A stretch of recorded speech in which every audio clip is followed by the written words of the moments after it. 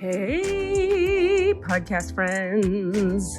Do you need to elevate your spirit, feel lighter, feel happier, feel looser, clear your trauma, clear your stuck past life energy, clear your karma? Do you want to forward your spiritual progress? Do you want to deepen your spiritual path? Do you want to deepen your connection to the divine source of the creation of all that is? Then maybe you should join us in Massachusetts, April 16th to the 19th. I'll be leading a 4-day Christ Light healing retreat. The Christ Light has nothing to do inherently with religion or Christianity. It's just a very powerful light that is known as the Christ Light that brings through, honestly, the most profound healing light I've yet experienced on earth. Jesus the Christ, was a human man around whom a religion was formed because the light he was bringing forth was so strong. So for 4 days, April 16th to the 19th, I'm gonna transmit Christ light right on at ya to heal all your stuff. So join us. Email me at klrubin, K as in kiss, L as in love, RUBIN @gmail.com to ask me any questions you have. 4 days of healing. You can join us online or in person. Christ Light Healing Retreat, April 16th to the 19th. klrubin @gmail.com for questions. Love and light, love and light, love and light, love and light. Welcome to that spiritual, actual, factual answers to questions you asking. You find them inside you, reciting the records of cash. We laughing, we drafting the passion through bury. It's time for that comedy, dramedy, all of the fanciest, catchiest acronyms. Listeners, listen, we traveling. Consciousness is always unraveling. The reading you're having is mapping you back to your natural habitat. Abracadabra, it's magicless, passionate. To top it off, the host, all the classiest. Now, what were you asking for? All of the answers, what? All the answers. How's it going? Good. Are we? Yeah. Are we here? Are we? Yeah. Are we all arrived? Yeah. We have begun. Wait. Yeah. Did I start recording? Is my question. I'm recording on my thing. Yes. I'll record your thing. Yeah, you will. I'm a bad lady. I feel like I have like 3 topics I want to bring up today before we bring on our guests, and one of them can be the thing you were just pressing me to talk about. One is, I feel like we identified in a conversation earlier that by some definitions, this is our 50th episode. Oh my God. 50th. You're right. I forgot again. 50. We are 50. We're at our semi-centennial. Okay. If you didn't, where would you have guessed we were at numbers wise? Had you not known? I just said like 37. I just said like 30. Yeah. It's way more than 30. 50. Yeah, it is significantly more than 30. I can't believe we're at 50. I would just like to say, being the editor of all of these episodes, I would have guessed 88. Oh. Because he's heard them all so many times. So many times. Wow, 50. I'm just proud of us. I feel like, I just want to what did we set out to do? And have we done some version of that so far? I just love that. I personally feel, honestly, really for real, I feel really proud of what we've done here. Yeah. Like, I feel like I wanted to bring like real spiritual teachings and guidance and healing stuff to people, but do it in a sassy, edgy, fun, down to earth, you and me kind of way. And what have we done? We've done that. Yeah. I've had some, me, and I'm always trying to adhere to some kind of structure, which is just whatever. That's my hang up. Like in the very first episode, we asked the records, what's this thing for? And the message we got at that time was, it's to demonstrate to people the non-duality of spirituality and creativity, that they are not separate things, that they are one and the same. And I think for the most part, that's been a theme that has come through. But, throughout it has been, I'm constantly trying to shoehorn it back to being about art and theater, and that we are creators as well as being spiritual people. But it's not necessary to do that Well, let me ask you, don't you feel... Because that's still focusing on the duality in my head. Well, yeah, this is all your issue, clearly. Yeah, clearly.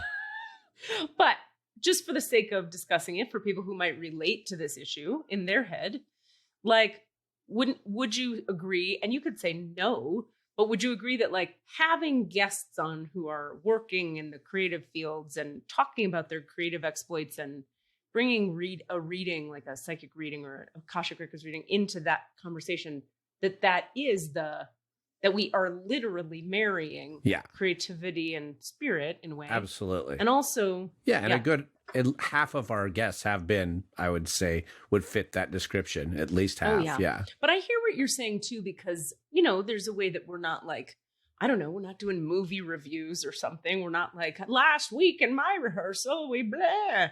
Well, I mean, we picked the weirdest time to dive into that, like to get into the concept of like group creative force in a time when we can't do group creativity as much. So, well, you know what else too? I love this topic today with our guest today, because I feel like I don't know, you got us our amazing guest today. I'm very excited. I don't know her personally, but I do know that like oftentimes she's sort of a cannabis expert. And oftentimes people in the cannabis world are pretty damn creativity centered. You know what I mean? And like, whereas you could argue that a lot of times like people of the more angelic, Akashic kind of dimensionalities are creative people, but maybe not as like, creativity is my thing. So today we kind of have a guest who falls into that. And who is also a writer / screenwriter / you know. And I actually know her from when we went to school at the same school in Kansas City, Missouri.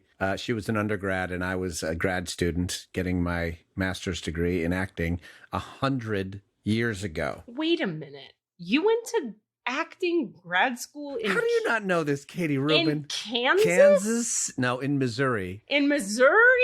Kansas City, Missouri. Yeah. UMKC. I don't know that. That's funny that we never knew this. I'm stunned. I don't know what to do with myself. I know you're from Albuquerque and you did some schooling. Nope. I'm just going to laugh at all your misfires. They're close. You're Not from Albuquerque.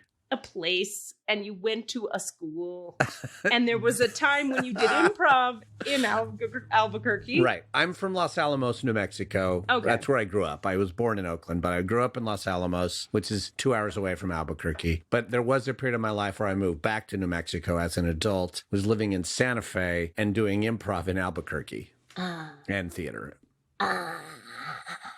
So that's where all that comes in. Was that a creative noise? Totally. Does that sound like a demon or like I'm pooping and it feels really good? Both true. Okay. Well, so I honestly do not think I knew you went to grad school in Missouri. I guess I never told you that. Yeah, that's where I got my MFA. I'm a motherfucking artist. Got my MFA at UMKC in 1994. That was a long time ago. You and I got our MFAs in, I would argue, equally random locations. Yeah. Where'd you get yours? Davis, California, Davis. Like Cowtown. What am I doing? Everybody goes, isn't that the veterinarian school? And I go, yeah. Isn't that an Aggie school? Yeah, it is. Yeah. But it's got a pretty well-regarded theater department as well. But it is interesting. I mean, ish. Ish. That's about what I could say. Yeah. Ish. Ish. I lived in Kansas City, Missouri to get an acting degree. Didn't really connect me up to the whole pipeline. That wasn't your launching pad for Broadway work? No. I mean, some of my classmates, a couple of my classmates have gotten vaguely successfully famous, barely. I'm one of the very few that's actually still working in the industry, as it were, at least from my specific class. You said you had like 3 topics for us before we... Okay, so the topic 50. 50. Oh my God, we're 50. Woohoo! Second topic was, it's just been coming up a lot lately, and I just wanted to bring it up, and these bridge all of the things to the third topic, which was the one you were starting to bring up. The idea, what I'm just loving learning in working on the podcast and doing therapy and all this stuff and conversation, it's just been showing up so much more lately. The idea of showing up authentically. That's it. Without masks, without subpersonalities, or without performance. Yeah, bro. And I've also been working with all these clients on this project that I'm working on, coaching this presentation for a big, huge virtual conference that's coming up. I won't say the brand because I don't know if I'm supposed to, but it's a big company, like all across the world, working with people all over the world. And I'm realizing that, at least the drum that I'm beating constantly in these, very high level, like, you're going to be presenting at the biggest thing ever, and here's how you're going to do it. And I'm always telling them, I kind of don't care what the facts are. I kind of don't care what your data is. I care about you showing up in this presentation. You know, how do you feel about it? What is your opinion about it? That's all the only thing that actually anybody watching kind of cares about. You might think they care about the data, but they don't. You could send them a PDF with the data. So, and just, okay, I'm just talking a lot today. And then the final thing that bridges to is this other thing. This Cassidy is dating now in COVID, which means has not had physical connection yet, because we both have our own communities that we bubble represent and are protecting and are slowly merging those things, but it's exciting. You're saying that you're slowly merging your bubbles? Is that what you're saying? Our bubbles are gonna merge. Okay, great. Like just collision style. Pow, a lot of jizz, a lot of bubble jizz. And there's a number of people like I haven't shared this with yet. Like my parents will probably listen to this and be like, oh, that's cool. Why didn't you tell us this was happening? I'm like, it's fine. You don't need to know. You'll find out on the podcast. But we met because of this podcast. Oh my God. So I got to tell you the meet cute, and then Please. We'll fucking move on. The meet cute. I must know. You know what's happening? Can I just say, what's happening is you're me today and I'm you. I'm interjecting sort of annoying, sassy comments about you trying to be deep. I love it, Katie. I'm in such a good mood today. Oh, good. Yeah. It's because you're almost getting laid. It is on the horizon. I can see it. No, there's a whole process of like, we're going to do like a decontamination, several days of like self-isolation with a test in the middle. And then we're going to go away somewhere together for our first like fully. I mean, we've gone on plenty of walks and hikes and talks, but it's always been with masks and a certain amount of like caution and respect. So you met this person because... I met this person because of all the answers. So here's the story. This amazing woman, I'm not going to tell you her name. Okay. Let's call her Larry. Oh, I wanted it to be a name of my relative. Oh, right. Oh, it's probably going to be Andrea? Denise. No. I like Denise. Go Denise. It's terrible. Denise. All right. It sounds like she works at like a truck stop restaurant. Right. So not at all. But so Denise, there's this woman, Denise, who is a fan of the podcast. Oh my God. Loves the podcast. Thank you, Denise. Thank you, Denise. But Denise comes to the podcast actually through one of our guests, your producer of your events, spiritual event producer. Yvonne is in a meditation class or something with Denise. Mentions to Denise, you'd like this Katie Rubin lady. You should check out her stuff. Denise goes and like, I like this Katie Rubin lady. Starts following some of your stuff. Then starts listening to the podcast. Digs it. Listens to tons of it. And goes, this dude is fucking cool. This emotionally intelligent, warm-hearted, open book of a guy. I like him. I cannot stand how awesome this is. Develops a full-on just crush on me, not knowing me, hasn't even seen my face except for maybe in the sort of breezy picture logo that we have by the amazing Rob Dario, and then happens to find out through her husband. So we're in this open relationship poly world, just so we know that.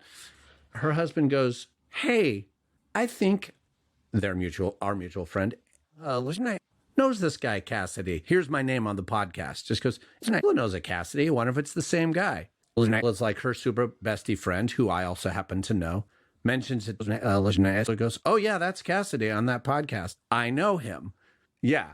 I don't know what to do. I don't know what to do with this information. I did just say one person's name without their permission, but whatever. It's just another person. Fuck her. Not really. We love you. Yeah, she's great. And then finally, through some machinations, sure, have her reach out. Whatever. That sounds cool. She reaches out. We connect. We start hanging out. She's amazing. She's awesome. She's an artist, a visual artist, and a great, cool ass person. And like, I just love it. And so that's happening. And it's because of the podcast. But all that is to say, God, I've said a lot, is having that pre-existing, like someone who's like, I think you're awesome, right now, ahead of even actually knowing me, makes you show up in a way. I don't have to fucking prove anything. I'm not trying to impress this person. Yeah. And guess what? That means I get to show up As yourself. just as me, which, let's tell everybody in the fucking world, is a much more impressive space to come from. Oh my God. Yeah.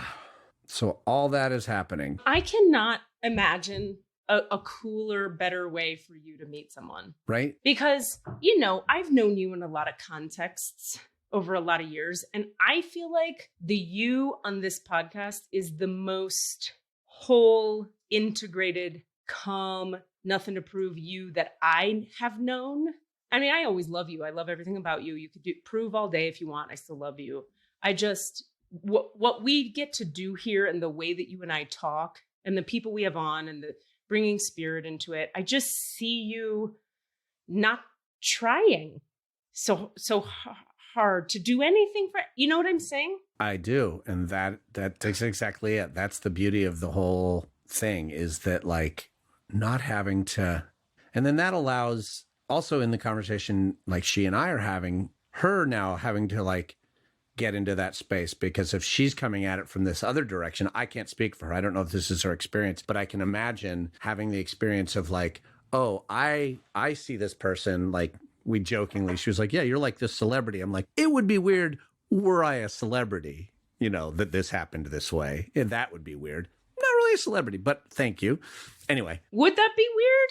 I mean, okay, if I were, you know, if someone was like, Dax Shepard, will you go out with me? He'd be like, no, thank you. If Dax Shepard were single. You would be contacting him just like that, wouldn't you? 100%. 100%. 1 million bazillion. No, but I'm saying if he were single and people were listening to the podcast and a hot lady who is awesome contacts him and goes, do you want to have coffee?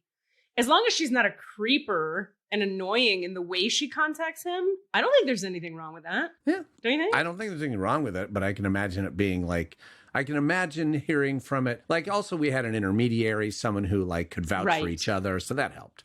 That was all it needed. But point being, like, I hope she's not having the experience, and I don't think she is. We've talked about this a little bit, of like, that I also want her to show up as herself and not try to impress me. I just have to say this because I can't help it. We're having a cannabis expert on today, and it's 4:20 right now. I'm looking at my clock. Oh, it is 4:20 your time. Yes, it is. 4:20. Yes. That's when we're recording. Mountain Time awesome. 420. I was looking at the date going, no, it's the Ides of March, which is what it actually is. Whatever.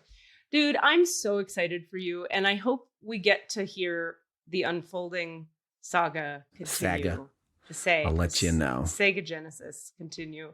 I'm enjoying it. It's lovely to have someone really like me for me in a way that is different, you know, in a way that I don't have to impress. And I want to just like put it out there to the world that for the most part, unless you're just a total crazy asshole, like, God damn it. I know it sounds trite, but being yourself is fucking magic. This is such a 3 talking to an 8. I feel like I'm like, yeah, bro, that's what we've all been saying forever. And the 3 is like, I learned this incredible thing. Girl, a Gemini 3 to boot. For real. Like, you want to talk about masks? Aren't you like a triple Gemini too? I am. Oh, I am sun.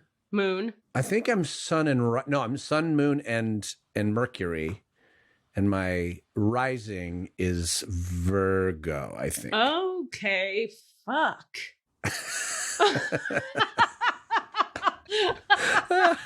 I'll double check that, but yeah, but even just having the double Gemini on top of being a 3. Yeah, no, I mean authenticity, right? It's the whole thing.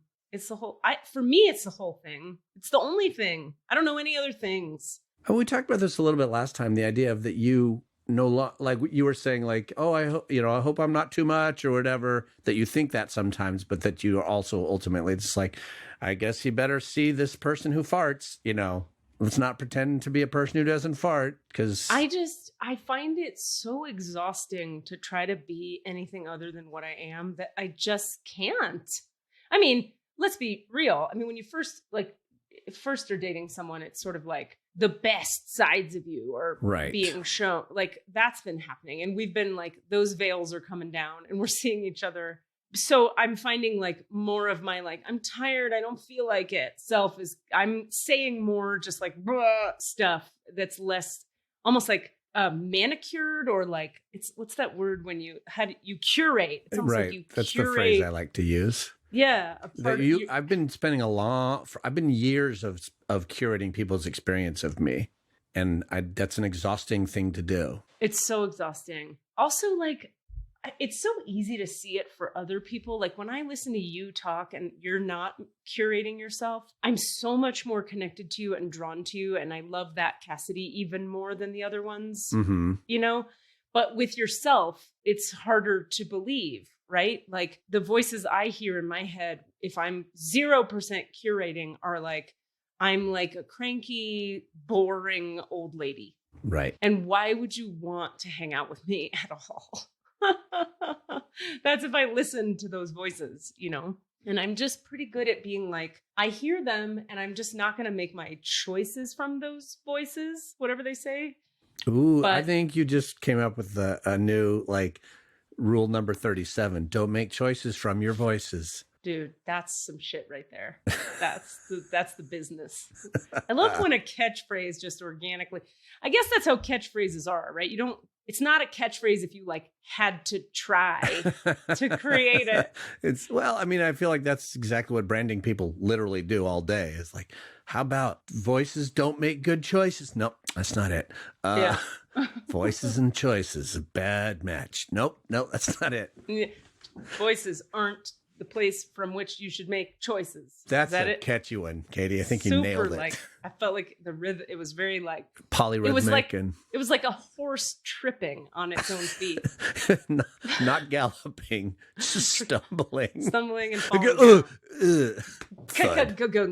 Like that. Yeah. So it's easy to be like, authenticity is the way, only do that, and then life happens. But I guess I would also say that life is such a weird, relational dynamics are so weird. There are certain ways that, like, you know, how do I say it? Like, I had a friend who said, well, a lot of marriage is a performance. And I remember thinking, ooh, I don't want to be in your marriage, bro. But there's a way that there's like a little bit of truth in that. Like you want to like, okay, I'll give you an example and then we'll bring our guest on.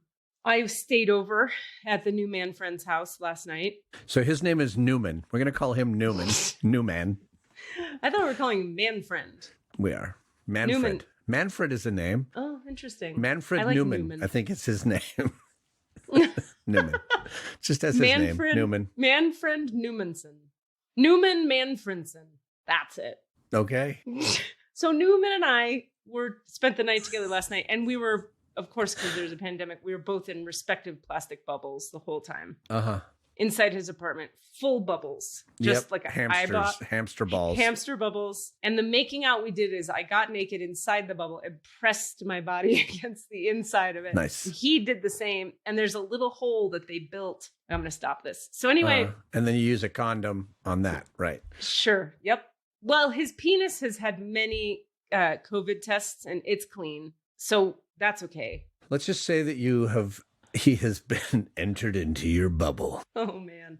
So anyway, I spent the night last night and I've stayed there a bunch now, right? And he goes to work early. And so I'm often like sleeping in and then I get up. And today, for example, I led a class at his house. And when I was leaving, I usually I like to kind of like make his bed and do his dishes. Cause like if we eat breakfast together or like he's hosting, I see it as like he's hosting and I'm like, let me do a nice thing and like do his dishes, you know? But we've been together enough time now that I'm like, I don't have to do this bitch's dishes. I'm not gonna fucking, you do your own goddamn dishes. That's what my head was saying. But then I took the time and I made the bed and I did some of the dishes. I didn't do all of them, but I put them tight. I tidied up. And I thought, in a way, like that's one of those examples of like, in a relation, you kind of like do stuff you don't always want to do. It wasn't like the most authentic choice for me, which would have been like, I'm out.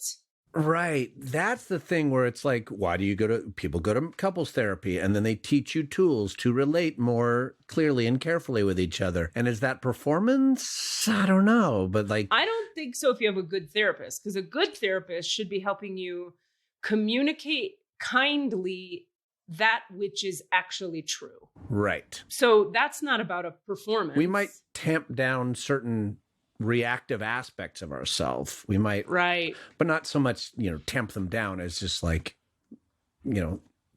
save them for their needed time or something. Yeah. So that's the thing. It's like, we're not changing somebody, we are growing. It's the difference between change and grow. Like, I don't need to change you, but I'm happy when you're involved in growth. Yeah. I mean, I have so much to say on this topic, but we do have a guest coming. So perhaps we should let our guest in. All right. We'll put a pin in that. Is she coming? Is she online yet, Des? I'm just checking to see if here she comes. Oh, I'm so excited. There she is. There's her face, but she's not on camera yet or on mic yet. Still waiting for an unmute and a hello face. Are you there, Jaene, Leonard? Nope. Oh, there she is. Hey. This is why we have an editor. Hi, Jaene. Hi. Welcome to the podcast.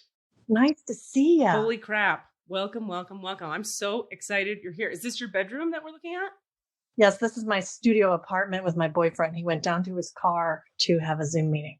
Oh, that's so sweet. What? It's okay. We're moving to a bigger place soon, I hope. Like, I'm not even going to. Yes, I am. We are moving to a better place. Call it out. Name it. Claim it, sister. Okay. That's right. I have 60 gazillion questions for you. I'm so happy you're here. First of all, how do you know Cassidy, Jamal Jackson, Malcolm, Jamal, Warner, Brown? Wow. First of all, I didn't know you had all those names. Yep. Since I met Katie Rubin, I do. Awesome. We met in college. I was getting my bachelor's in mass communications with a minor in theater, and he was there getting his MFA in theater. But it's funny because I went back to college, so all the master's people were like my age or a little older, or like they were my peers more than the kids. But and we did a play together where we were love interests. That's right. Was that the relapse? The relapse by Sibberly or something like that. One of those. I was not a very good actor at that time. Cassidy was great. I don't know if I was. We were learning. It was a restoration comedy. There was a lot of flexing of the thighs and legs and unbelievable costumes, man. I love nothing more than a restoration comedy. Nothing more. Farce, over the top, comedy, big, broad, laughing, shoulder pads, bouffant, tits, big skirts. Well, you were the CAD twin, right? You were like the twin who was the Probably. God, I don't even remember. I'm so impressed with you for remembering. I mainly remember Jonathan Uffelman playing the fop and just enjoying. That's all I could. That's all I remember is watching Jonathan Uffelman play the fop. Were you and Bill that were brothers? Oh, maybe. Yeah. All right. For the people listening who are not theater folk, what does help us understand what a fop is? Okay. A fop is a very specific type that was really lifted up in the Restoration era, which is a fop is what nowadays we might call a metrosexual. It's a person, it's the equivalent. It's the current equivalent. It's a person who's very, very engaged with their personal appearance in a way that is very flamboyant and very showy. This is beautiful. Nowadays people might characterize that person as like, oh, he's queer, he's gay, but it's actually not about sexuality necessarily. And in fact, at least in the context that it existed back then, the very flamboyant, very clothes oriented, very appearance oriented, that character was actually usually the male character was trying to seduce women as a fop. So you're saying a fop is a European man? Exactly. It's just a European guy with a merce, but feather in the hat. And there was usually like a really high heel, and like they're really concerned with how perfectly shapely their calf was. Right. The calf. I remember. The calf was a big deal. They would even like pump their calf in public. Like, look at my calf. Like same way guys would show their pecs now. Yeah. It was all about the calf then. You can tell he was getting the master when I was undergrad because I didn't get any of that. Very cool. So that's what a fop is. That was all Ted Sweats. Yeah. One of our acting teachers. Wonderful. So you meet in grad school and then cut to here we are now. And you are I only know a few things about you, and I'm going to say what I think I know. And then I'd love to hear you tell us a little bit more about what you do from your mouth, because you're the one who knows the things about what you do. But I hear that you're big into the cannabis advocacy world. And I would love to know, A, how did you get there? Why? That's A.5. B, what do you do, and what does that look like in terms of cannabis advocacy now? Awesome. Well, I actually came into the cannabis world through the holistic door, which is really interesting. So this was 2013. I was already a meditation teacher at that time, and I was drawn to Harborside. Harborside Health Center. It was like the big, there were several dispensaries, but it was the one, like the famous one where the CBD actually first was given to this kid named Jaene. And, from there, CBD went to Charlotte's Web and all that stuff. Huh. But so it was a real big advocacy space. But I applied for it because they had at that time free acupuncture, chiropractic, yoga, tai chi, herbal medicine consults, free. And you didn't have to make a purchase. It was just part of the medical cannabis model, because they could, those were tax they could tax those services or whatever, get a tax break for those services. So anyway, I was drawn that way. And then, so I worked in the front of house, kind of giving tours for a couple years and getting people who were new to cannabis, just kind of orienting them to the world and showing them that everybody's here. That was like the biggest thing for me working at Harborside. And it was amazing for my spiritual practice because I saw everybody every day. Everybody.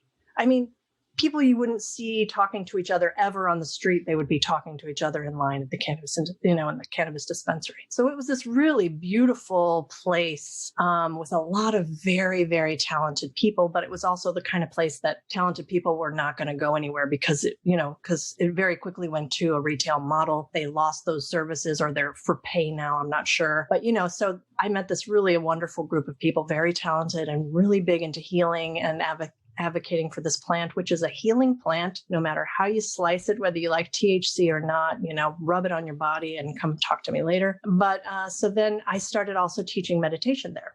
There was a veteran support group that started there, and I'd come in and do half an hour of meditation at the end of that group. Then that gentleman left and he expanded. It was called Harborside Heroes, and he expanded it to Operation Evac. And suddenly he was in like 7 or 8 different dispensaries, like 18 times a month. He was having all these really great peer-led support groups followed by a meditation at the end. I didn't go to all of those meetings. I just gave them a recording for it. But since the pandemic has started, we're now on Zoom 3 times a week.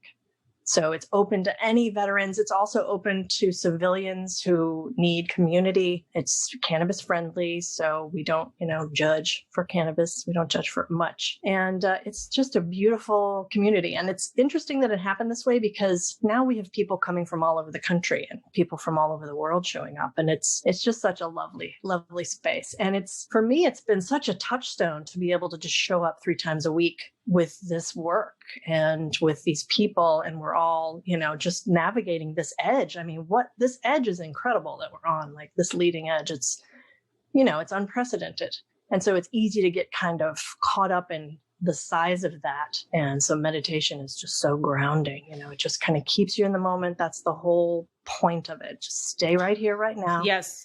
Deal with what's right in front of you. What kind of meditation is it? Oh, that's such a great question. I'm glad you asked that. I teach so I've studied a lot of different meditations. We all do, like, that's what we do. We try different things and find out what works. And I think people don't really know that there are many different types of meditation. Many. And so you try them until you find the one that really resonates with your rhythm and your body and your life. So the one that I teach is I Rest Yoga Nidra meditation. So I think you probably know Nidra means sleep. So it's, when you're in a yoga class and you go into Shavasana and you kind of rest there, and sometimes the teacher will do a body scan. And I always fully fall asleep when I used to do yoga every time. That's okay. I mean, that is allowed, in fact, encouraged. I mean, I'm like, snore, people. Just get the good nap on, because a good Nidra session is like 4 hours of deep, restful sleep. So you do what your body needs. Eventually, like, the whole idea with the practice is eventually you start kind of riding that space, between waking and dreaming. And it's so restorative and it's so nourishing, and you have amazing creative thoughts, and it's just beautiful and it's effortless. So, once you find the one that works for you. Nidra, so is it mantra based? Is it breath based? Is it noticing? It's body sensing. It's a somatic body sensing. It's just a guided meditation through the body. And because this particular type, iRest, it's short for integrative restoration, was created along with Walter Reed Army Hospital to treat soldiers returning from combat. There's no woo-woo language. There's no difficult to understand concepts, because so often if we're doing a meditation or a practice that's too out there, then we have to start thinking about it. This really grounds in the body. And it just, when you do that, so when you bring attention to your body, you're bathing your body in rich oxygenated blood. So you're giving yourself this just delicious bath in nowness, basically, in the present So moment. how is it different from Vipassana then? I've only touched in on Vipassana. That's object-based, right? Do you know that? No, as far as I understand it, I might be wrong, but I believe that Vipassana is sensation-based and just noticing sensations in the body. I had a friend who was really deep into Vipassana for a long time, and she would talk about, like, if she was anxious on an airplane, she would just drop into noticing sensations and go inside and not, and that was her particular. And I did TM for 1,000 years and a number of other, I know I've tasted so many and had very profound experiences in each, frankly. But anyway, so in terms of what you're doing, the Nidra. So the Nidra, you can lie down. Like, I know in Vipassana, it's really about staying seated. And in Nidra, we say, lie down, put the eye pillow on, put a pillow under the knees, kick back and drink it in, because it feels so good when you come out. And I had that experience with this practice almost immediately. And then I had an experience with this practice where I had this rush of energy, like, what's it called? Adrenaline? No, it's called a Shaktipat is what it's called. It's like a burst of Shakti. Very familiar with Shaktipat. Yeah. Are you? Oh, yeah. It was lovely. And I was like, I'm in. So, I still dabble in different kinds of meditation. I don't think you can do it wrong. Like, I love there's so much free content right now. Like Deepak Chopra on Facebook, he has so much content. It's incredible. And, I'm taking classes with teachers I've never studied before. So it's all out there. And I just, encourage people to really be here now, man. Like, do whatever you can to be here now, because this is all we got. and so how does the cannabis for you connect to the meditation? In other words, you're asking all the good questions. I'm very intelligent. Very intelligent. No. I'm also an energy healer and I've done all this shit, so I know what to ask. I know. I love this podcast. Oh, well, thank you. I'm hooked. I've hooked my brother on it. Like, we're just going crazy. Yay. Thank you so much. That's so wonderful. I'm just being cocky for comedy reasons. I hope that's evident. Well, I think you should. So so we're going to get into it a little bit about cannabis, because I'm an 8 on the Enneagram and I like to challenge people, but also, like, this is, it's just my filter through which reality streams. Yeah, no, please. But because my personal experience with smoking marijuana has ended, it isn't great. It isn't great. And it leads, let me back up. There's so many things I could say here. Number one, I believe that everybody's different and different people need different things. And my path is not the path. My path is the path for me. And I'm not into proselytizing that what I say for me is true for other people. So that is point number one. Point number two is, therefore, I think some people really benefit from all kinds of shit that I do not benefit from. One of those things being cannabis. Like, I cannot hang out. And not only that, but when clients now, and you're going to educate me because there's some stuff I don't know for sure about cannabis. So that's exciting to me. But when clients show up in my healing practice, and side note, I work with 9 people out of 10 on the phone. So I never see them and I never meet them, but I'm energetically inside their being. If you come and I open your Akashic records and we've never met and I've never seen you, I can tell you within the first 20 seconds of getting into your records how much pot you smoke. Because awesome. Pot smoke, when people smoke a lot of pot, and by the way, people who smoke a lot of pot always tell you, when you say to them, like, so how much weed do you, smoke in a week? And they go, oh, not that much. All of them. It's like drinkers. Yeah. And then they... What do you drink? Oh, a couple drinks. Yeah. And then you go, so what is not that much? Like, once a day? They'll be like, yeah, just in the morning and at night and sometimes at lunch. And you're like, Okay, so all day, every day is what you're saying.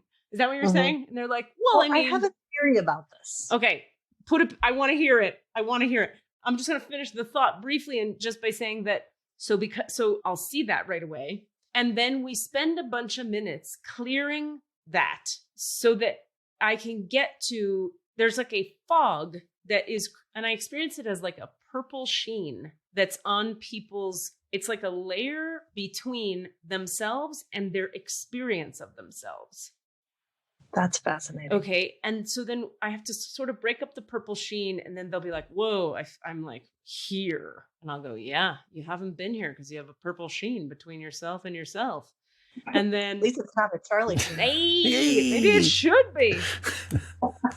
Then we can start working on healing whatever they've been medicating with their pot smoking, because most people will try to like feel better, and it will work for people. They'll feel better because they feel high, but they're not treating the issue at hand. Absolutely. So I've only seen, I mean, even the Beatles. what? Even the Beatles, it was either John Lennon or the other guy, George Harrison, who said, drugs are not the answer. They're just the doorway, sort of. Well, they can be a doorway, and they can be a door that slams shut and locks people in a closet of denial. Agreed. So anyway, I stopped smoking a long, long time ago out of my own. This is just because I needed to, because I was a fucking junkie. And so I stopped. A pot junkie? All the thing. Name a thing. Okay. Wow. No, actually, oh girl, what a ride. Pot, alcohol, mushrooms, ecstasy, all the things. I didn't do all the psychedelic things. Yeah. I didn't do heroin, or I did a bunch of crystal meth. That was fun. Yeah. I think that's fun. Snorted it right in put it on the old lips and the gums. All anyway, right, so hold on, Katie. Today you learned about me that I went to UMKC, and I did not know, you did not know that. Today I learned about you that you've done a shitload of crystal meth, which is the thing I did not know about you. Okay, get this. Not only did I do crystal meth, but I was dating is a really loose term for what I was doing with this gentleman. A guy that I was working with in Palo Alto 100 years ago, who we would do crystal meth and go to the San Jose roller coaster place, like Great America or something. It's in San Jose. And we would fucking do crystal meth and get on roller coasters. That is some crazy shit there. That sounds to me like... I can't even, I'm getting heart palpitations thinking about that. If you were to ask me now, how could we torture you best? Yeah. It would be something like do crystal meth and get on a roller coaster. Something like that. So, point being, I was trying to say that I gave up the weed because it became clear to me that, anyway, I had to stop the weed because all of it had to stop, because all of it was about me separating from myself. And then 20 years later, having a healing practice and all that stuff, I continue to see that particular substance in people's systems as a thing that separates them from themselves. So, end of my time. I love what you're saying because it really resonates with me. So how do we use, when you say cannabis, do you mean not smoking it? Do you mean, how is it useful? How is it good? I'm so excited to hear a totally different perspective.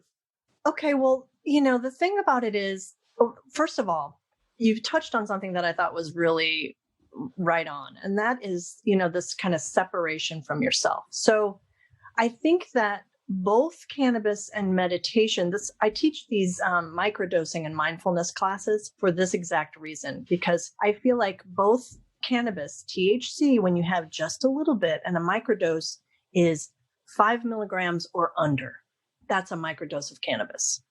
There's a moment when the THC kicks in, and also I can say from my experience, even CBD does it. There's a moment where you drop into yourself, kind of like when people get home and have the first drink and they take that big sigh and they're like, I'm home. There's something about cannabis that brings you into yourself. But then from there, if you're taking too much, then it's pulling you in all these directions. Basically, I think it's mostly with the senses and memories. And it starts pulling you in all these different directions. So I think there's a way to have a tiny bit of THC or CBD, and there are lots of other cannabinoids that are not intoxicating there's 100 cannabinoids in the plant that we know of. You can use it just to get you to that space where you fall into yourself. And that's now, really all you is that what form are you doing that in? So I don't smoke that much anymore. I smoke occasionally. Usually I use tinctures because you can put seriously, I don't, because I have lung things. I was just about to do the joke of like, and how much is not that much? Well, once, twice a day. In the morning and the nighttime. No, seriously, I don't. But I usually use tinctures because if you get them in olive oil or you want to make sure it's really coconut oil, because some MCT sometimes can be palm oil. So we won't even go down that rabbit hole. But so you want to make sure it's real coconut based MCT oil. You can put it right under your tongue. So it's pretty fast acting. Like within 10 minutes, you're going to know if it's enough. And then you can take another couple drops. And really, for people, what I tell them is you don't always have to feel the cannabis, right? You just might feel a little lifting of the pain, or you might feel a little bit more present, and then you can kind of do your work. Like then you can kind of start meditating or, focus on your projects. It's just that people are so freaking scattered right now, right? And sometimes people need a little something just to anchor them in. Eventually, the idea is as they start to replace this feeling that they're getting from a chemical with practices, whatever they may be, hiking, singing, meditating, doing yoga, whatever it is that can get you into the moment, then you don't need that stuff. Now, I will use cannabis for pain. Like it's THCA is amazing for nerve pain. I have some nerve stuff. I'll use it for sleep sometimes, but I don't really use it to get high. I also am a big advocate of topicals. Topicals are incredible. The plant is such a healing plant. It really is. And it's just, I think like anything that's healing, people use it too much. What is a cannabinoid? So a cannabinoid is a molecule in the cannabis plant. We know THC is a cannabinoid. We know CBD is a cannabinoid. And then there are many others. Many others. We're working with about 10 or so in the cannabis industry right now. And they're discovering more and more. So we think at some point you're going to be able to have very specific personalized cannabis medicine for whatever it is that ails you, because like CBD is good for people who have ADHD or people who have like a muscular pain. CBD is great. So it's really about fine tuning that medicine. My days of like smoking out of big bongs and stuff is way over. Like I'll take a little tiny microdose if I'm feeling a little depressed, but I won't smoke a bunch of cannabis because sometimes THC can make me feel more depressed or more anxious or more paranoid. So that tells me I don't need that particular cannabinoid. I think people need to kind of step out of the idea of what cannabis is. And it's not just smoking a joint, smoking several joints with your friends. I did a yoga class with ganja a few years ago, and people were passing around all these joints. And then I went to do yoga, and because people are like, oh, yoga's so great on weed and stuff. I went to do yoga. I couldn't drop into my practice at all because I was so scattered. So that doesn't work for me. So when I say microdosing, I'm really like 5 milligrams or under. And sometimes you can get out of pain with 1 milligram. But you're not going to know what your window is until you start way back. And tinctures are a great way to do that. That makes total sense. So in terms of pain, what is it doing? Because, okay, let me tell you my perspective, and then I'd like to hear help me understand kind of with maybe either my perspective might be off, or you can help me frame within that perspective something about this, which would be when we're treating pain, we're often not solving the thing causing the pain. Absolutely. So I'll just say that. So when you the reason I do healing work with people, energy work, where we go to the source of the pain, and the thing creating the pain is always behind the pain in the realm of spirit, as far as I'm concerned. So then we would dissipate that thing that's holding it in place, whether it's like unprocessed trauma or some past life imaging or whatever it might be. And then the pain dissipates because you've gotten to the source of the pain. So when you take a microdose of something like any kind of cannabinoid and it helps with pain, I think we're saying it takes the pain away in that moment? Or are we saying it's treating the source of the pain? I think what we're saying is that you can step out of the pain and observe the pain. And this gets back to what you were saying about how cannabis makes you like self-refer, like you're just, outside of yourself looking at yourself. I had a neck injury a few years ago, and I had pain that was, 10 out of 10. Like I couldn't move my neck without throwing up. Like it was insane. And I'm when I'm using cannabis, I use very little. Like I'm that, person who just, I used to be able to hang, not anymore. So I lost my train of thought. Well, I was asking you, does it treat the source of the pain or does it numb the pain? It helps you step outside of the pain. And if you're dealing with pain levels that are, 8, 9, 10, it was a learning experience for me to go through that because I didn't give a fuck about anything but getting out of pain. Like I couldn't talk to my boyfriend. I couldn't, get the shit away. Don't fucking even talk to me. Like, and then I took the strongest stuff they make, which is called full extract cannabis oil. It's from the whole bud. It's got all these cannabinoids. And that's the thing about cannabis medicine too, that people don't realize. Just like with nutrition, you're better getting a full range of cannabinoids rather than like just THC or just this, or, it's better if you can get more of the whole plant. But anyway, I took this and the dose is like, a grain of rice. That's how strong this stuff is. And I was worried I was going to be stoned out of my brain, but I was not. Instead, I didn't get high at all. It just eased the pain enough for me to move. And what I realized is that, so my pain level was at a 9. So I'm not going to be higher than that, right? So cannabis sort of met that pain where it was, softened it enough so that I could move on with my day. And that's how cannabis works. It's very subtle and you don't always need very much for that to happen. And I know that I tell people, if you're using the cannabis right, if you're whatever, you're anxious, you're in pain, whatever you're taking it for, and then suddenly you're just back to your life. You haven't gone like, oh, I'm so much better now, but suddenly you're not in that pain so hardcore. Like you're not fused with the pain. Okay.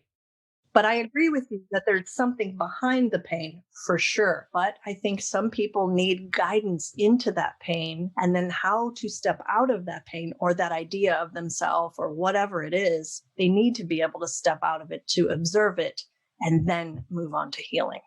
Do you think that's true or no? You think you should just go right in? Well, I don't know about shoulds. I'm not a should lady, Okay.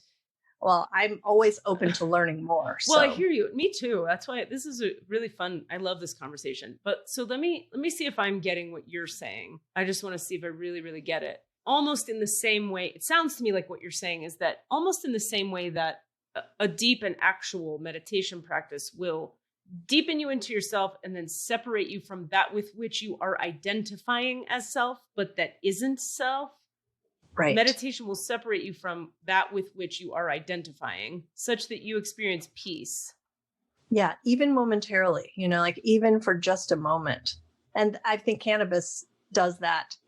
And it is short-lived. I think that's short in the cannabis experience, that so moment. That's my thing about it is that I go, okay, I would never say, by the way, thank Lord, baby Jesus. And let me knock on all kinds of wood right now.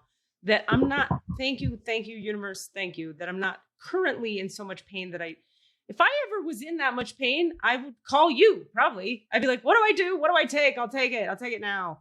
Because pain like that is serious and you need help. It's real. And you don't really realize how real it is until you feel it. I right? know. Yeah. However, the kinds of trauma I've healed in myself are known in the trauma healing world as the darkest shit you can face and walk through. And having done, oh girl, thank you. I appreciate you. Really, it's really been a ride. My point about that though, being that what I know is that the only way out of, and trauma creates huge amounts of pain in the body. The only way out of that pain is through it. I had to go directly into it. And what I do is like bring the light of the divine to it, which then breaks it up and integrates the original pain. And then you cry and then you're better. And you do that over and over and over until there isn't any more trauma. Can you say that once again? How you do that? So okay, there's, I could say it much more detailedly, but I'll say that thing again instead, which is just, there's a trauma. It lives as a stuck energy in the body. I had to, and what I do with my clients is go into that stuck energy place. Ow, it hurts right here. And I'll say to my clients, okay, where does it hurt? And they go, oh, my chest is tight. Okay, where in your chest? Oh, right here. Okay, feel right into the worst part of it, I'll say to them. And then my job is... Do they ever say no? Do they ever say, no, I can't? No. Okay, good. Yeah, because I'm kind of... We're evolving, man. It's really happening. Well, I'm a pushy broad. I like that. Well, what it is I educate people before we start. Like, we're going to go right into the center of your shit.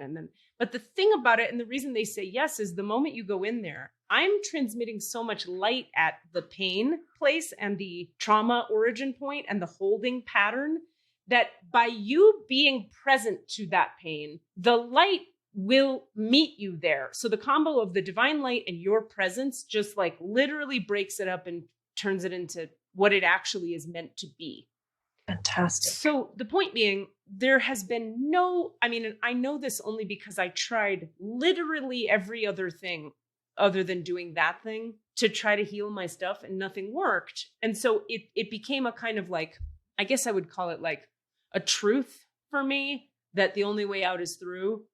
You know, in terms of like really stuck energies and big, thick, dense trauma, you're not going to get through that by like medicating it, feeling better, and then I don't even know what. Going about your business. Yeah, right. You could medicate it, feel better, Agreed. Go about your business, and then you're going to have to treat it anyway. So we may as well just freaking treat it. Right. Well, I think probably having someone like you as the, spotter there right. is probably really amazingly, holding that space for healing. And that was what I think this dovetail for me between, cannabis and meditation is about empowering people to hold a space for healing. People are so afraid. I mean, they're so afraid. Like, I've had people say to me that, I don't want to talk to a therapist because I'm afraid I'll start crying and never stop. I mean, people are carrying around so much junk. And I agree with you. I feel like things are accelerating and that people are going to be more and more open to healing like you're doing, because that sounds incredible. And I can tell you that in meditation, I can feel things breaking up when I'm in meditation. I feel things opening and all this work, meditative work, the work you're doing, it's all about being present with what is and watching it open up. You bring attention to something. That. So beautiful. That. Yeah. So when you bring, that's the essence of it. When you bring presence to a thing, it will clear. And what I know is if you bring presence to it and light, active, powerful light, it just goes faster and is a stronger river into which the thing can dissolve. Right. It's has more staying power. Yeah. And the light holds you, as you're saying. It holds you while you're breaking apart all that density. It may be that you're dealing with people who, it's interesting you say, I think now people are going to blah, blah, blah. I've been doing this work for 15 years and people have always been like, yeah, take me right into it, clear it.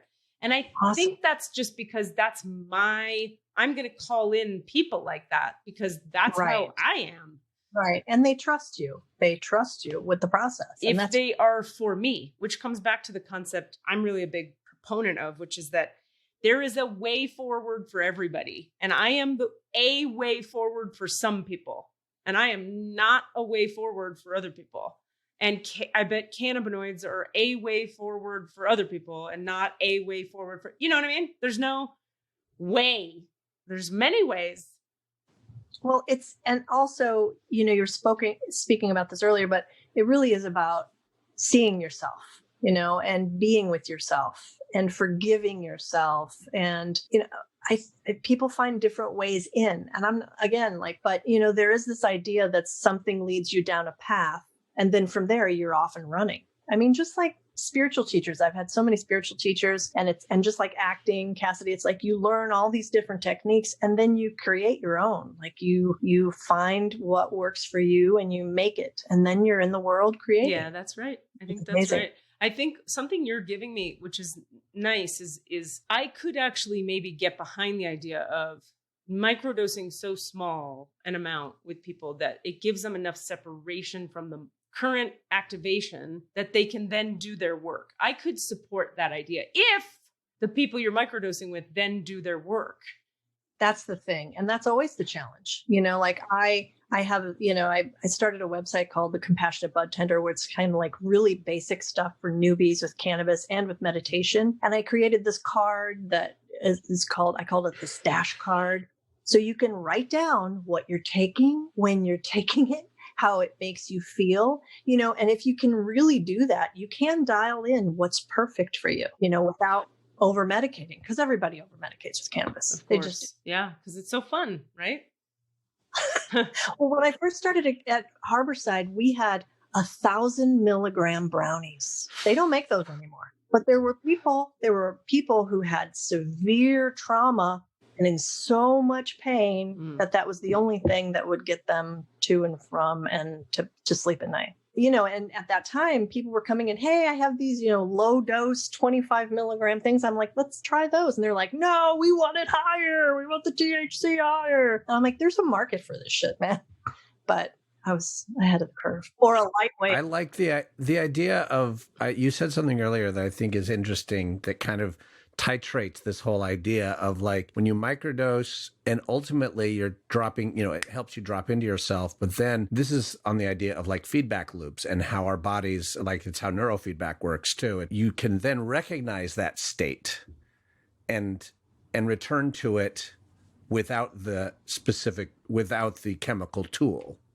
Right. You're teaching your body in the same way that, like, just the other day when for the first time in meditation or in the meditation for the records, I had a visceral experience that now I can return to that as a marker that I can be like, oh, that feeling, and I can tell my body, go to that, or my brain, body, whatever, myself.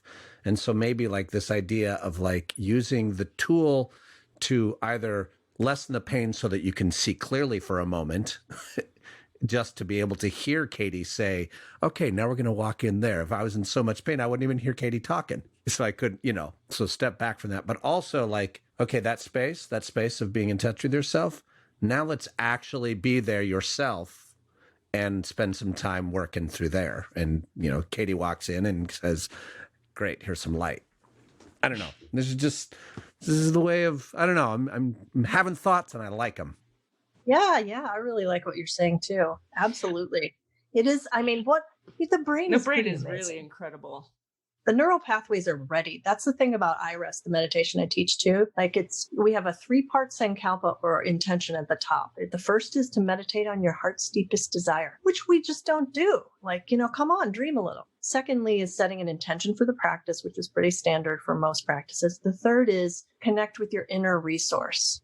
And that's the felt sense of well-being that's always with you. And so sometimes people who have had trauma lose that sense of safety. So we say you can recall a memory in which you felt seen and heard, a sense of connection, belonging, wonder, or presence. And then so you steep yourself in that memory. You look around, feel it, and then eventually you let the details of that memory fall away and steep yourself in that feeling of your inner resource, your well-being. And it's, very nourishing, and it's exactly what you're talking about. So as you do that, the more you do that, the more the body, the brain is like, yeah, we like that feeling, yeah, we like being in that place. And then you're really open to moving through what you need to move through. Absolutely. I was describing to someone recently, I was saying something to a student in one of my classes, something like, right, well, that's when you just let go of that idea. And she was like, how the hell do you let go of that idea?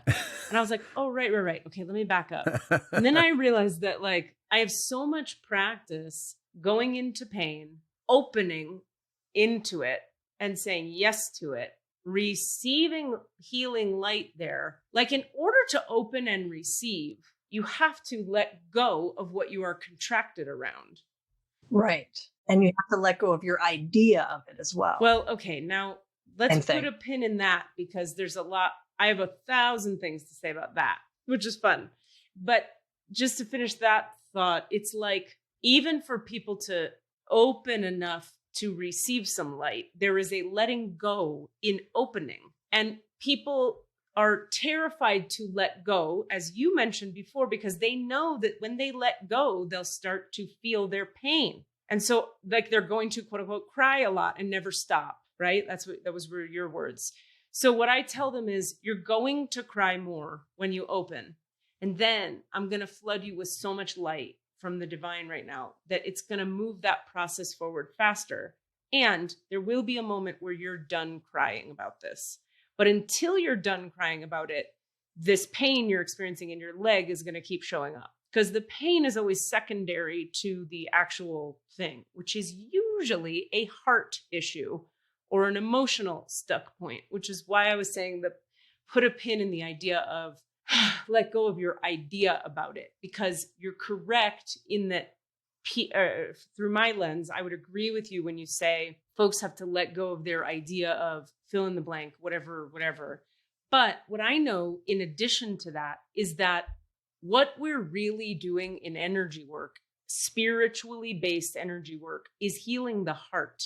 And that the heart, one way to frame it is that the heart is the microcosm of the macrocosm of the being. So when we heal the heart on, let's say you have, I don't know, trauma around, so you had some kind of abuse and you closed a part of your heart, soften that part of your heart, open again, cry, fill it in with light, feel better. Suddenly, whatever your mind was doing, whatever machinations you had going on, usually people do perseverating thoughts, thinky, that just stops happening when the heart injury associated with it is healed. Because to me, the mind, whatever the mind is doing is always secondary to what is happening in the heart. And if you heal the heart through spiritual light, your mind just shuts up. I often joke with my current Newman Manfredson, my new man friend, I don't have a mind anymore. Like, I'm a smart lady and the machine works in the way that it needs to, but like, I'm a empty, vacant bobblehead. I got nothing going on up there that is my own.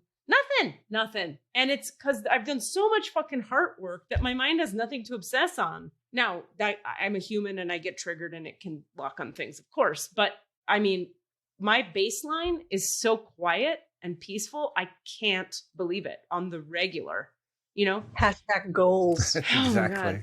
So, look, I've known Katie for 12 years, and this is a different, this Katie that is being described right now is not the Katie that I knew 12 years ago. So like, clearly, and you were already doing a lot of this work then, but that the work has continued. And I think that's also important. I mean, like it's always ongoing.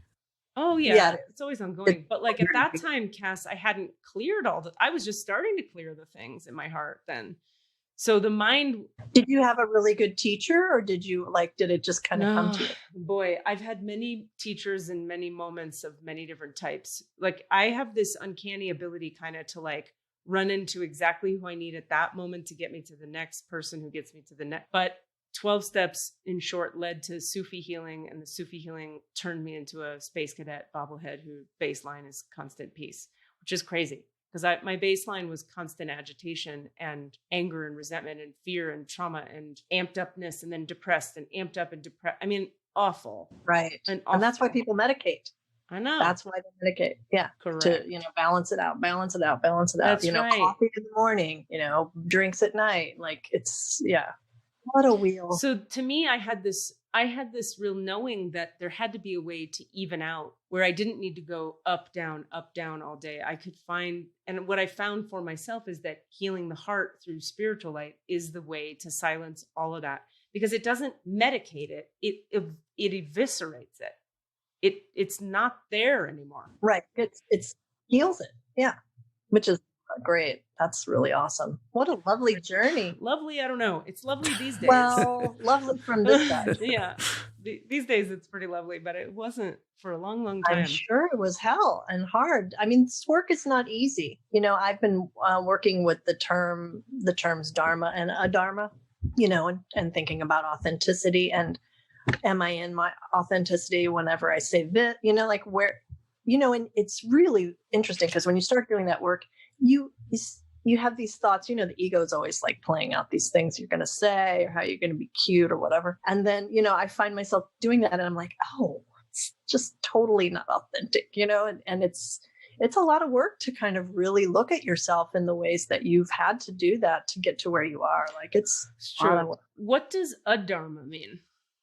Adharma is just, inauthenticity. It's so, Dharma's life path or moving, healing. And I think of Dharma as like a whole, not just my healing, but how am I contributing to the healing of the planet and the people on it and the universe and whatever needs healing. And then Adharma is that sort of short-sighted, I'm just going to get mine. I don't care about anybody else. Also, it just doesn't resonate with the whole. There's not a resonance with the whole. And I feel like that's one thing I feel like a lot of people have really seen over the last few years is that, when somebody's being an asshole, like, it's just not cool. That was deep, right? If only it were that Very simple.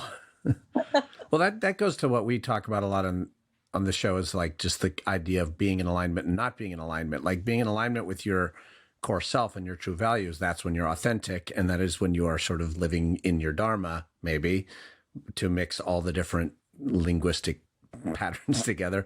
And when you're out of alignment, you're in Adharma or Adharma, it sounds like. Right. Yeah. Yeah, I would agree. Like we're choosing that constantly. That's the thing, is people forget that you're choosing to have that thought. You're choosing to do that thing. We are choosing everything we do, feel, see, hear, Yeah. What filter are we using with how we see the world? I was in healing class on Sunday, and I had a student. So what happens in the healing class is I open the records for the group, and then we do a group healing that's really kind of big energy, and it moves stuff for people. And then I take questions from individuals on Zoom about like, okay, my shoulder still hurts, or I was throwing up during that, or what's this, or what's that. And one student was saying, I got these really clear images of what to do with my creative career, and I know what the next steps are. And I just wanted to know if that was real. And is there anything I could do to clear what's in the way of me doing the next steps? And what came through in that space for me at that moment with that student was, at this moment, you've cleared everything that's actually in the way of you doing it. You have clarity of vision, and now you have to choose every day to show up for your creative career. If that's the thing you're after, you have to choose it now. And that's often a thing that I feel is important to remind students, is that you can clear everything in the way of something and still not experience it or achieve it, because you didn't get off your ass and choose to have it. You have to choose to go to the gym. God doesn't take you to the gym in your car. You have to get off your ass and go to the fucking gym, right? But you can have trauma on your heart or in your brain stem or wherever it's sitting for you that makes it literally impossible for you to get off your ass, or literally impossible to motivate to go to the gym, or motivate to do whatever. But there is a point on the road where there's actually nothing in the way anymore. And now you got to choose. And the thing about having had the amount of trauma I've walked through is I can be a bit of a 8 on the Enneagram about this point, because even when I was really suffering and really miserable and very blocked, creatively blocked, I was succeeding at my creative career. And that's because I chose to get off my ass and show up and nail it, even though I felt awful and all my blocks were there and I didn't believe in myself and I was insecure and chubby, but really actually was chubby, actually really not just in my mind. I was like, fat. You can't do it. It's not possible. And I did it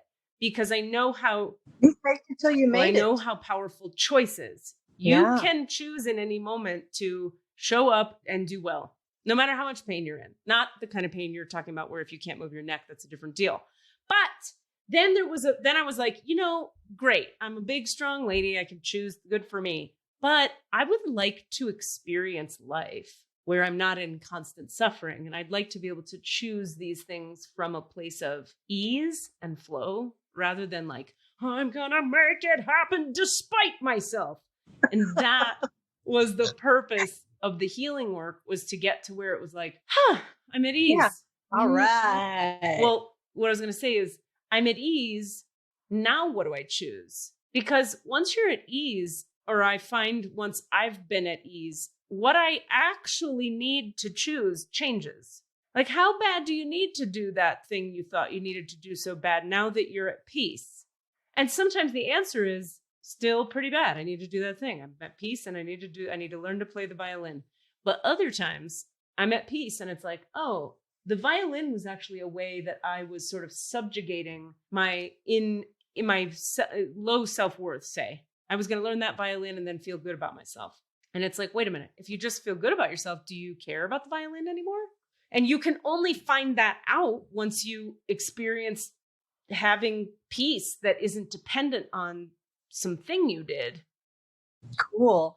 I have a question for you kind of along that line. So one thing I've noticed in this past year, there's been a lot of this, well, the energy is crazy. Let's face it. I mean, we're going through things we've never gone through before and all that, but there's I've experienced a lot of strong forward motion only to get to something and be like whipped in the other direction. I mean, there have been 3 kind of big things that have happened this year where it's like, this is a very clear path going down this path. And then it just is like, and it's like, okay, now we're going to go, like totally different direction. So what is happening in the cosmos, with the energy on this planet? I think everybody, is in tune with it. I mean, a lot of it, is fear-based, of course, but I feel like there's just some interesting motions that are happening with the universal. Okay.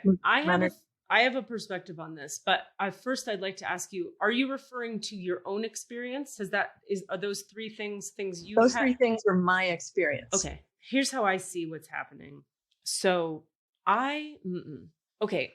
The movements that have been happening energetically in the collective, the movements have been from spirit through the collective. When you blow a lot of light through anything, everything that is not the light is flushed up to the surface. Just like we talked about a moment ago where we said, if you have a pain body or a pain stuck energy in your body and you flood it with light, it's going to dissipate. You're going to cry. Remember the crying part. Then it's going to be done. Then you fill in that hole with a bunch of divine light and then you've healed it. What is happening with the collective is a bigger version of that, where the divine is saying, I am moving like a tidal wave through you now, whether you like it or not. And as I do that, every dark bit of unconscious energy is getting flooded to the surface because we're in a big healing moment. So Trump is the pus getting squished out of the boil on the ass of the world. All the KKK, all the looting, all the race stuff. It's the pus getting squished out of the boil of the pain of the world, which is to say, this is the shadow aspects of self that we have been tamping down and going like, we're good, I'm good. I'm going to think positive thoughts on top of this ocean of shit. So the light comes flushing through the collective, which means everybody. And then all the collective shit has to come to the surface. And then the light keeps flushing and washes it away. So how that tends to show up for people who maybe like yourself, who you've done your work, you're on a path, you're aware of some stuff, you have a practice, is that it's a smaller version of, there are a lot of people right now whose entire lives have fallen apart and they're really collapsed and really not okay. And that's because they haven't yet been really looking at themselves and really doing the stuff. So everything has to collapse and die because the light has flushed up everything in them that wasn't actually of the light or in alignment. So I would frame it like, for you, you got pushed in a direction to be shown like that's not the direction. And for you, I guess I'm hearing you say that you tend to be someone who has to go down a path to realize, oh, that's not the path. Ultimately, there is a place where you can arrive at where you're like, oh, I hear psychically or I feel intuitively that that's not the path. And then you don't go down that route. But before that stage is the stage of like, go ahead, try this. And then you try it and you go, oh, no. Psych. And this is a hard one to say because it can sound like I'm saying you're unconscious of yourself and there's stuff you don't know. And once you know stuff, it can sound a little, I don't know, cocky or something. But I really know all the way through me that every place in you that has a good idea that isn't coming from source is going to be flushed up and out, whether that's in this lifetime or not. And for a lot of people, it will not be this lifetime. We're just in a moment where there's a big flush happening for everybody. So people are getting to face the truths that are revealed as a result of that to whatever degree they're willing and able to choose it.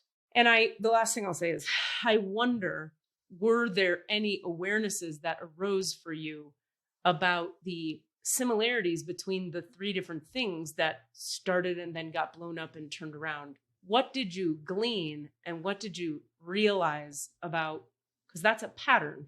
Go forward, get pushed back, go forward, get pushed back. If you have it 3 times, that's a pattern. And so what has been the crossover point? I'd say that there's something coming up for me right now as we're talking about it, about codependence, and not even necessarily like coming to the aid of someone who is, needs a codependent, or someone to be their codependent, but maybe somebody is working through their stuff and I'm coming along sort of like, hey, what's going on? And fully aware on some level that they got to work through some shit. So it's probably not the right configuration. But Are we talking about people you're dating? No, I'm talking about the first was right after the pandemic hit, we went up to live with my brother and his wife, who had this huge piece of property in Mendocino, not cannabis. I would say that because people were always like, Mendo. And then in about a month, their marriage just like fucking exploded. We were like living in a house on the property. We had come to Oakland 3 times to get all of our stuff. So we were like pretty ensconced up there. And then all of a sudden it was like, poof, like, okay, back to Oakland. And it was like, we came back to a totally changed Oakland. It was crazy. And then there was another thing where a woman, I was friends with a woman and I was helping out with her cat and kind of showing up just out of love for this cat and was thinking about taking this cat. And then this other woman came along and was like, totally did not get my vibe at all. Just thought I was like there for no reason and, controlling, like all these weird things started coming out of her. I'm like, dude, I'm just here to love this cat. Like, so it was just kind of moving in that direction and getting there and saying, oh, fuck, these people really need to work on their shit kind of thing, just like dip. But the initial pull, so strong and so, I guess it's just strong. I'm thinking about it now, it doesn't necessarily feel that solid, but at the time it just feels really strong and solid as I'm moving in that direction. Mm-hmm. Was there any impulse to save your brother, save your brother? When I feel into it, I don't think there was an impulse to save, but there was an impulse to reflect, like hold that kind of reflection and be like, okay, just kind of assuming that people are doing their work when they're not really doing the work. Okay. And that's something that comes up for me a lot, actually, now that I'm thinking about it, is that, I just assume people are just trying to be the best people they can be in their lives. And no, some people are just projecting. They're just constantly projecting. It's crazy. Oh, yeah, totally. So maybe it was each of these things was a reflection to you about how much work you've actually done and what you can't take for granted in others. Well, and also probably also pointing to the work that I still need to do because I didn't see that very clearly. You know what I mean? What work would that be? I don't know. That's a good question. I don't know if it's more contemplation into a move before I make it. Well, that's probably exactly it, because it definitely for the first one, it was like, pandemic, head for the hills. We didn't really think it through that much, but it was a huge freaking piece of property. And it never even occurred to us that people would just like, they can't even be on a huge piece of property together. It's sort of mind-boggling. What was the third example? I'm trying to remember now, and I can't remember what the third example was. Can't. Well, so it was in between those two things, but it's not coming back to me. Sounds like you said it. Sounds like you found just now you said it. Like, oh, wading through, in the human design language would be like wade through the emotional wave about it. A lot of times, like the human design language would be you get a big yes on something, and then a few days later you get a big no on it. And then somewhere a few days after that, it evens out into like leaning gently in one direction or the other. Yeah, it's probably this. And that's what's called riding the emotional wave. So that's only relevant for certain designs, but you may have the design that makes that be a necessity. In other words, feeling into the reality, also like maybe seeing the truth as opposed to seeing what you'd like to see. Yeah, maybe. Right. Thank you. If we do want to get into the records, we probably should push on, but we can also just not. It's okay. I'd love to hear your story. Well, it's a story about a being, an otherworldly being that showed up in New York when I was there. I'm interested. So do you have questions for the records and or some healing you'd like to do, or would you like to tell this story? Well, I've never done the records before, so I don't really know what kind of questions I should be asking, but you've heard the podcast. Yeah, but I haven't participated in it fully with anyone yet. So suddenly I'm nervous, but I don't know why. I'm really happy to hear your story if you want to tell. Okay, let's go with the story and then we'll see where that leads us. So I'm in New York. I live in a building in the West Village. And one night I have 3 roommates and just a couple of rooms. So one night they're all gone. It's about 3 or 4 in the morning. And I'm sleeping and I kind of wake up a little bit because I can't move my legs, and I open my eyes and I see a hooded figure sitting on my legs. And I'm like, get off my legs and get off my legs. And then the third time I said it, I heard my sister's voice, who was a psychic. She passed a few years ago, but she would always say, plead the blood of Christ, because she was very Catholic. And so I said, in Jesus' name, get off my legs. And the thing, I was on a loft. The thing floated up off my legs and then moved to the middle of the room and kind of disappeared. But it was weird as it didn't exactly disappear, because for days I could kind of see the outline of it still on the wall. And it's funny because I told my brother about it later, and he listens to a lot of Coast to Coast and stuff. And he said, did it look at you? And I said, no. He said, good, because they have red eyes. He said it was a shadow person, which I was like, oh my God, I'm so glad it didn't look at me. But anyway, my sense of it in the moment was that it wasn't from this plane. I sensed that it was a traveler. I sensed that it was lost, perhaps, or something like a little bit off. And also, one of my windows was open like a crack, and I had this feeling that it had come in through the window. I get a yes on all 4 of the last things you said. Not the shadow person thing, but the last 4 things you said yes. I want to tell you something about the Jesus name thing, because that's very cool, if I may. So energies that serve the darkness, and you have to, of course, buy the idea that there's such a thing duality. Called darkness. Yeah. So okay, in the realm of the all there is oneness. All right. Yes. But in this plane where we live, in the relative realm where you are separate from me and Cassidy's over there and he's a man and I'm a lady, up is different from down. Duality is real. Here in the relative plane, there are energies that serve the darkness. They don't serve the light. They don't serve consciousness. They want to snuff out consciousness and make us be less awake. Those energies only can survive by when we won't face them directly. So the way I was taught in Sufi school is when the darkness is whispering to you, it'll whisper with the pronoun of you. You're a piece of shit. You can't succeed. You shouldn't bother. And they tell you to look behind your right shoulder, look over your right shoulder and back behind you and imagine it's coming from that direction, right shoulder, and say to it, I'm sorry, what did you say? Try that again. Tell me one more time. Say it again. You're asking for clarity. And then what'll happen is that voice will shrink away into the corner and stop talking to you. And it's because the darkness works by whispering in your head in such a subtle way that you think it's either you or God. And it isn't. It's darkness trying to snuff out you and God. It's not interested in you or God. It just wants power and control. So when you face it directly, like you did, it'll slink away. Now, double time that by adding light to it, which is what you did where you said in Jesus' name, et cetera, et cetera. Because whether you're into the religion of Christianity or not, when you're an energy healer person like myself, Jesus the Christ was a dude who showed up on the planet who carried this thing called the Christ light. The Christ light is a very, very powerful, bright light. Side note, everybody listening, come to my retreat, April 16th to the 19th in Massachusetts, because it's a Christ light retreat. You can join online or in person. Email me, klrubin@gmail.com. Anyway, when you bring light to the conversation where you're looking directly at something that serves the dark, bye-bye.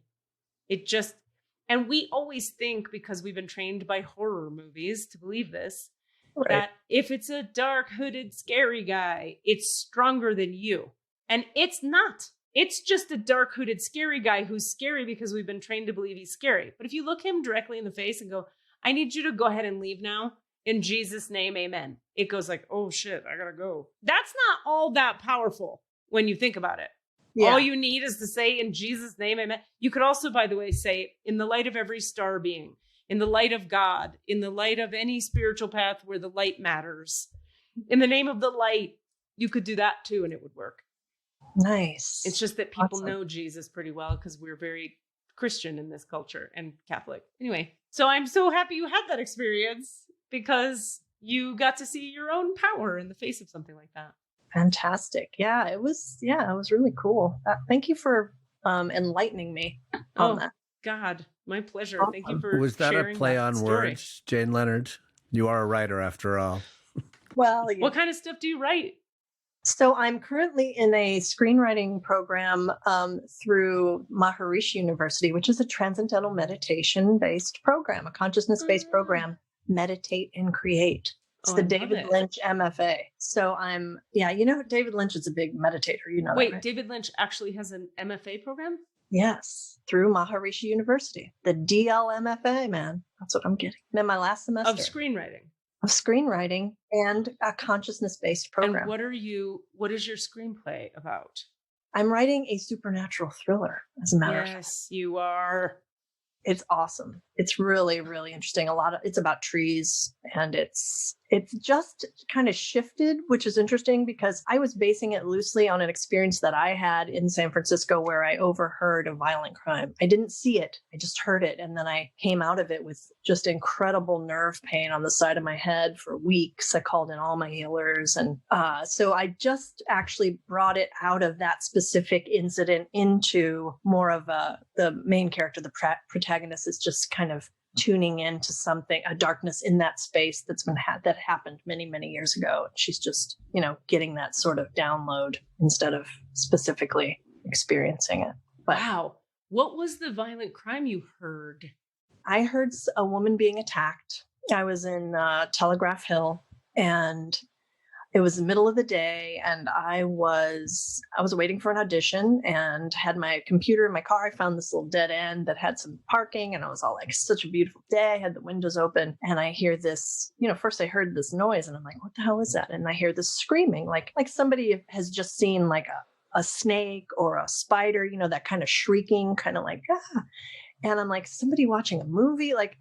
There was a dead end behind me. Which I found out later is an old quarry. That's part of my story. And then there were short buildings on either side of me, and I couldn't tell where the sound was coming from. And then the woman started screaming, call the police, call the police.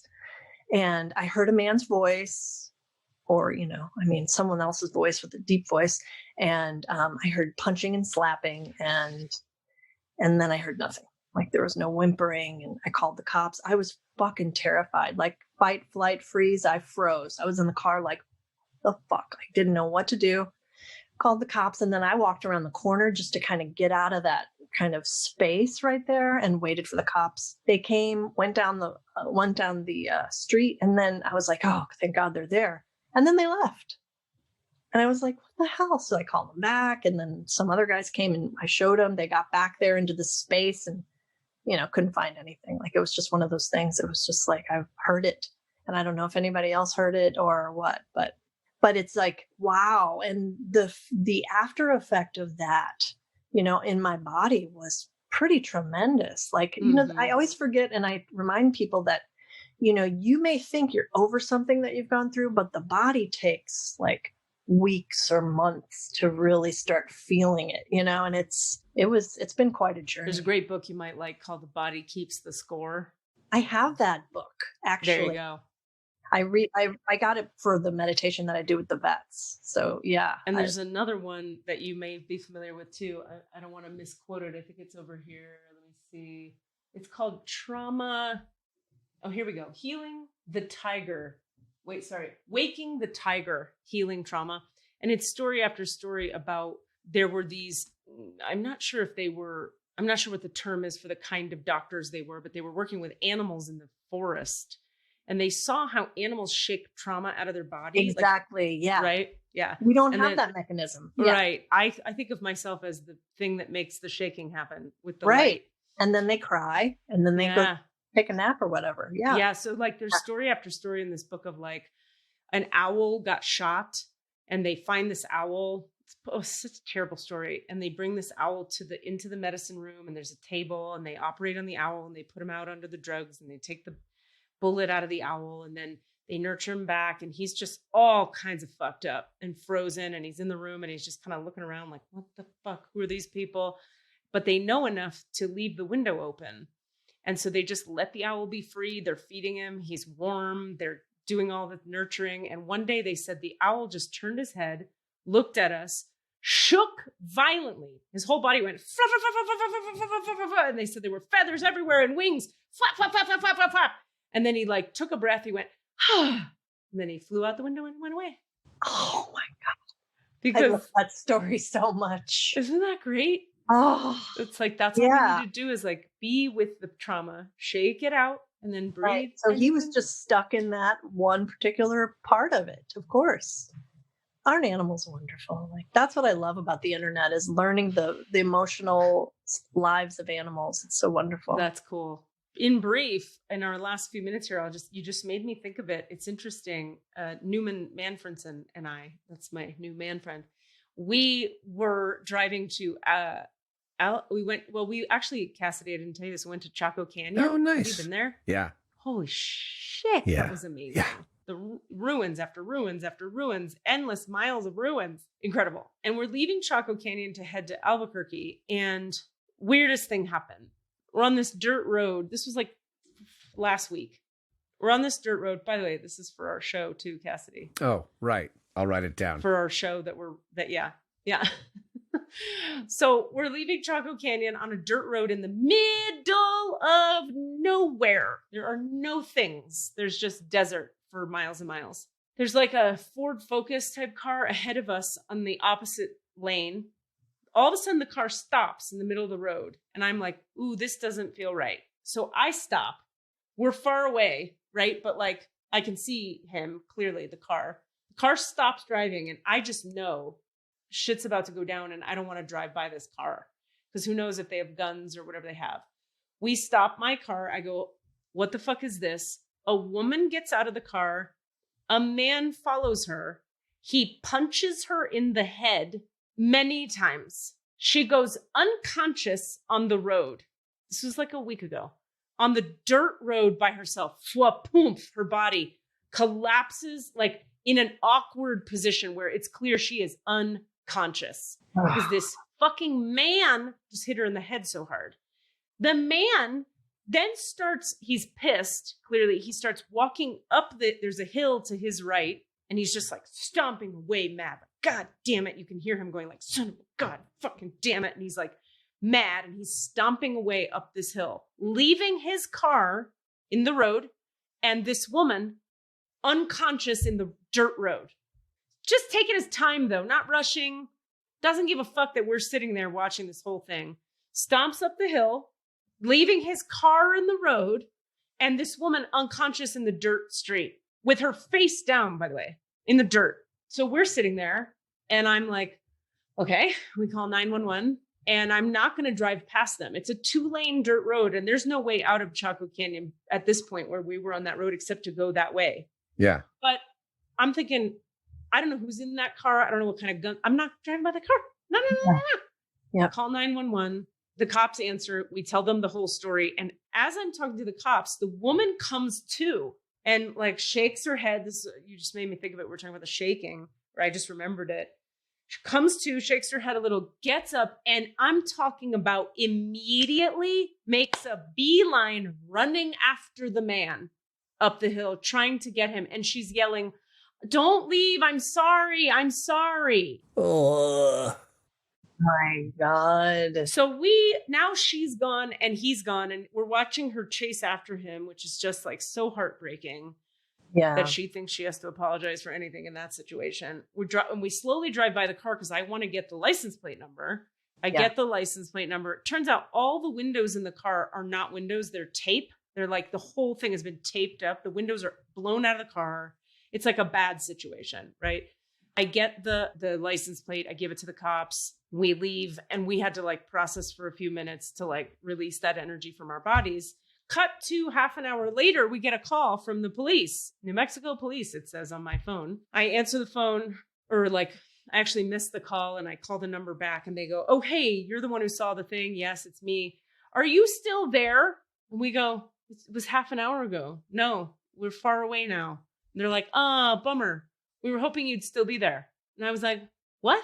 You think I'm going to sit by a violent crime site and just hang out for half an hour? We're just tourists. We were just driving by. And then I had to say to her, you got the license plate number, right? And she was like, oh, yeah. Let me see. Hold on. Do I have that? Luckily, man friend is like numbers guy. And he was like, JWQ M35. Like he remembered it. So I say it to her again. And she's like, oh, cool. Thank you. Thank you. That'll be helpful. I'll let them know. Which just left me with the feeling of like, Yeah. they didn't go already. Did she not write down the fucking license plate the first time we said it? Yeah. And don't they record that shit? Couldn't she just like play it? I guess on the middle of, this was like a Navajo reservation in the middle of the desert in New Mexico. Not Who so knows much. what the setup is. What was that? How did that leave you though? Did you then have to do some deep clearing and? Well, see, that's part of what made me think of it is that for me, as soon as we were out of the energy field of the trauma, it just left my body because I didn't take it in. It was there and it was painful to watch because I was feeling it for her and feeling their thing. But once I was far enough away from it physically, it just left my body. And then man friend had a little processing to do. He was like, I've never seen anything like that. That's really violent. What the fuck? And so he talked for a little while and then he was fine. Yeah, that shit's intense thankfully. though. Well, and It's so not okay. It's really intense when you think you've taken the step to bring aid to whatever's happening. And then they're just like, oh, like, the fuck, dude. Yeah. Yeah, it was hard. So, yeah. It's really hard to see like law enforcement not show up. I've had a few experiences with law enforcement, sadly, this year. And I've had versions of where they really show up and blow my mind and are amazing. And other times where I'm like, you guys don't hustle at all. Like I've had to make police people hustle because they just, and Manfriend was explaining to me like, that's kind of how it works with the police is they're not actually obligated to help you legally. They don't have to do that. Like if you call, they don't have to do anything. So if they just decide not to, they What just good are don't. they? Not much, apparently, except for when they occasionally are. How about we put some of the Yeah. funding for the police into arts programs for kids so that they can start healing and telling Thank stories, you. become healers? Because all my healer friends started off as artists, and kids don't have art now. They don't have art. No. Get your kids some art. Defund and reallocate. sure. Yes. Yes. I mean, Jane, I wish we'd had time to get into your records, but you were fucking know. awesome. This has been so great. You're awesome conversation. this is a delight. It's been really wonderful. I really appreciate the opportunity, and I'm looking forward to following both of your work and the podcast and all that. Yeah. And some other time, if you want to come back on, we'll go right into your records. Maybe when we have like an episode where we do a couple people's things, we'll have you on. That's not a terrible idea. That's a fun idea. We'll keep you on the follow-up list. Good to see you, Cassidy. So nice to meet you, Katie. I'm waving, but the audience can't see me waving. Oh, right. Because we're not on camera. We're just on camera. All right. Thanks a lot. All right, Jane. Jane, Take care. mwah. You're the Bye. best. Yay. That was great. My favorite part about the whole thing was when she would have kind of pot smoky moments and be like, what was I saying? And so you are like, I still see a little bit of that in you. Although I can't even frame it that way because it's the same thing with people who do a lot of woo-woo stuff. Like I have no brain left. I forget shit all the time because remember, it's like mush in there now. Your brain is.